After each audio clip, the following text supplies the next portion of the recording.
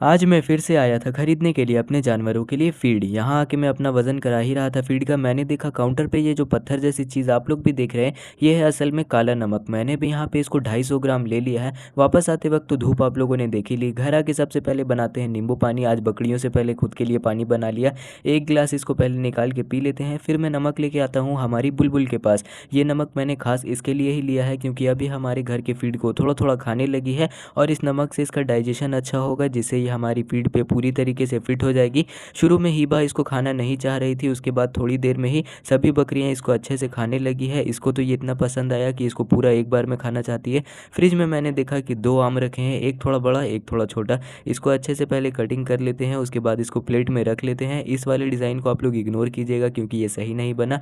आम खा के मैं निकलता हूँ अपनी ट्यूशन और दुकान के लिए। रात को जब वापस आते हैं तो देखते हैं कि घर पे मिल गई है लस्सी। लस्सी को पी के ब्लॉग को यहीं पे एंड करेंगे। चैनल को फॉलो करना मत भूलना।